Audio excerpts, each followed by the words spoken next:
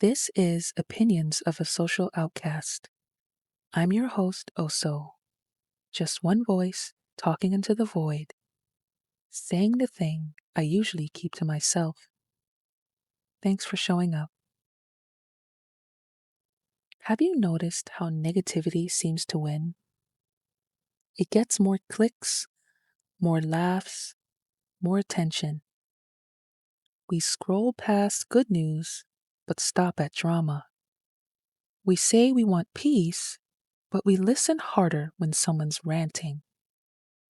It's like the world runs on complaints, sarcasm, and hot takes. Today's episode is about that pull, the culture of negativity, why it feels natural, why it's so contagious, and what it does to the way we see ourselves and each other.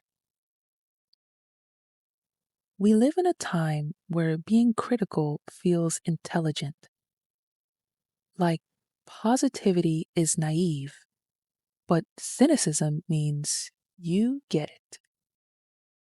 You're not fooled by the system, the people, the hype. You see through it. And yeah, there is some truth there. Negativity feels smart. It feels real. It's easy to bond over what we hate, what's wrong, and who annoyed us today. But here's the catch. Negativity is a shortcut to connection. It creates quick chemistry, but not deep understanding.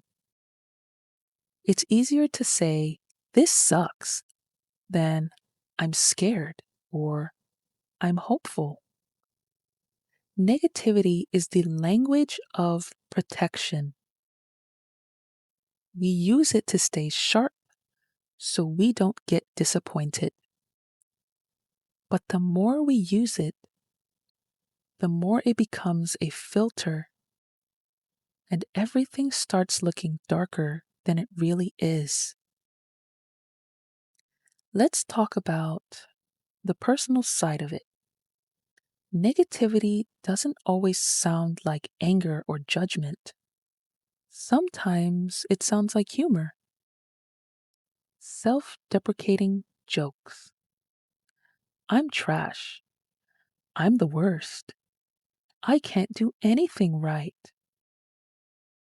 It starts as a coping mechanism. Make fun of yourself before anyone else can.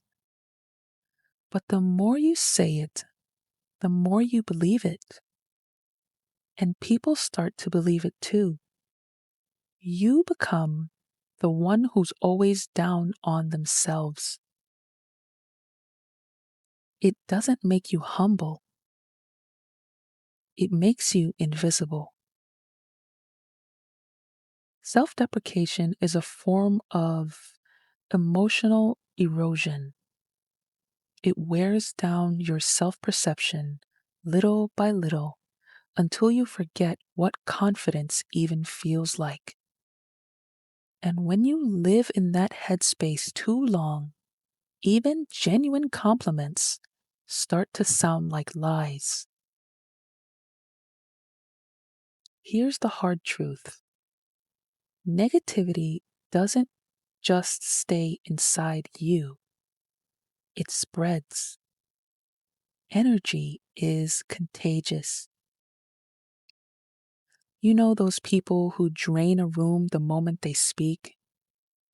Not because they're bad people, but because everything is heavy around them. That's what happens when you carry unresolved bitterness. You become the emotional amplifier, turning small frustrations into background noise for everyone near you. Some people call them energy vampires, not because they mean harm, but because they haven't noticed how much power they give to darkness. After a while, people pull away, not because they don't care, but because they're protecting their own light. Here's something I've learned. Negativity requires no vulnerability. It's easy to complain. It's safe to be cynical. But to be positive, genuinely positive, that takes courage. It means choosing to hope when it's easier to doubt. It means showing joy in a world that might mock you for it. Positivity isn't ignorance, it's rebellion. It's saying, I know the world is broken, but I still choose to find beauty in it. Negativity makes you feel powerful for a moment. Positivity makes you powerful over time.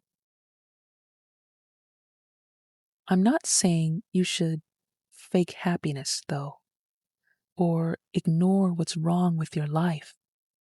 Toxic positivity is just as real as toxic negativity. But there's a difference between feeling negative and living negative. One is human, the other is habitual. You can acknowledge pain without living inside it. You can talk about problems without becoming one.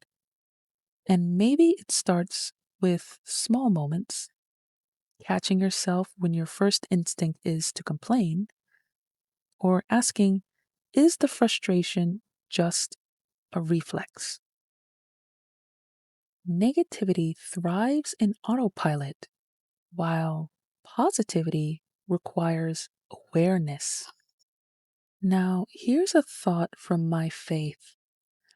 In Proverbs chapter 18, verse 21, it says, Death and life are in the power of the tongue, and those who love it will eat its fruit.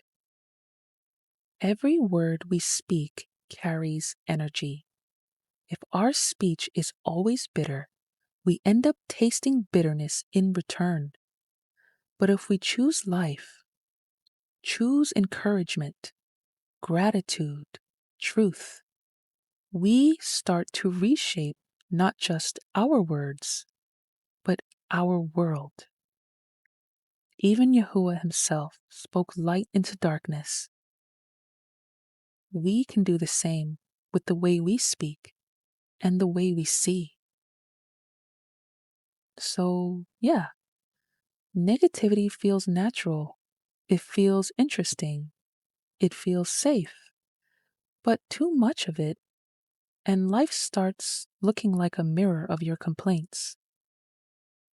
If everything annoys you, everything becomes annoying. If everyone seems fake, no one feels real. What we focus on expands. You don't have to be always happy. You just have to stop feeding the parts of you that love being miserable. Because the truth is, positivity isn't boring. Peace isn't dull. Joy isn't naive. They just take more work.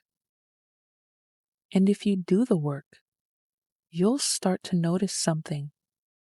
Life was never as dark as it looked. You just needed to turn the light back on. Until next time, thanks for listening.